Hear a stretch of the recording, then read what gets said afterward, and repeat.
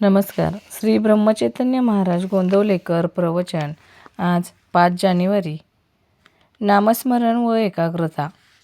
नामस्मरण करताना चित्त एकाग्र का होत नाही? त्याकरिता काय करावे?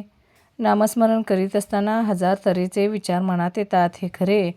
त्यांना आवरण्याचा पहिला उपाय म्हणजे त्या विचारांच्या मागे न जाणे. विचार मनात आले तर त्या विचारांना फाटे फोडून ते वाढू नयेत, म्हणजेच मनोराज्य करू नये. विचार येतील तसे जातील तिकडे लक्ष देऊ नये. चित्त एकाग्र होण्याकरताच नामस्मरणाची गरज आहे. चित्ताची एकाग्रता ही फार पुढची पायरी आहे. चित्त चंचल आहे, त्याला कुठेतरी स्थिर करून ठेवल्याशिवाय भागत नाही. म्हणून ते नामात गुंतवून ठेवावे. नामस्मरण करीत असताना ते नाम आपल्या कानाने ऐकावे, म्हणजे एकाग्रता व्हायला मदत होईल.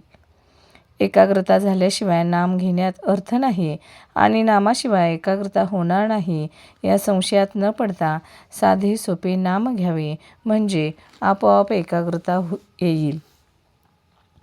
दुसरी गोष्ट अशी की ज्याची आपल्याला आवड असते त्यात आपल्याला एकाग्र होता येते.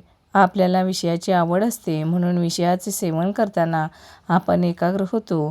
मग त्याचप्रमाणे विषयाच्या ऐवजी आपण परमात्म्याची आवड धरली तर त्याच्या ठिकाणीही एकाग्र होता येणार नाही का? म्हणून आज विषयाची जितकी आवड आहे तितकी देवाच्या प्राप्तीबद्दलही आवड ठेवावी, म्हणजे आपल्याला त्याच्या ठिकाणी एकाग्र होता येईल.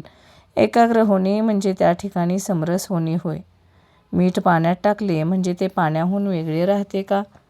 योग केल्याने एकाग्र होता येईल हे खरे, पण जोपर्यंत समाधी आहे तोपर्यंतच ती एकाग्रता टिकेल. सर्वानुभूती भगवद्भाव पाहणे हेच खरे एकाग्रतेचे साधन होय. सर्व ठिकाणी तोच भरलेला आहे असे समजल्यावर द्वैत कुठे राहिले? आणि जिथे द्वैत गेले तिथे आपोआप एकाग्रता आलीच.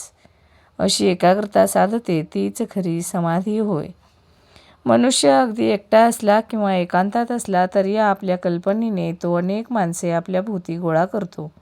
विशेषतः विद्वान लोकांना कल्पना जास्त असतात. तेव्हा कल्पना करायचीच तर ती भगवंताविषयी करूया. भगवंत हा दाता आहे, त्राता आहे, सुख देणारा आहे, अशी कल्पना आपण करूया.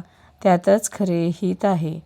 कल्पनेच्या पलीकडे असणारा परमात्मा आपण कल्पनेत आणून सगुण करावा आणि तिथेच आपले चित्त स्थिर करण्याचा प्रयत्न करावा.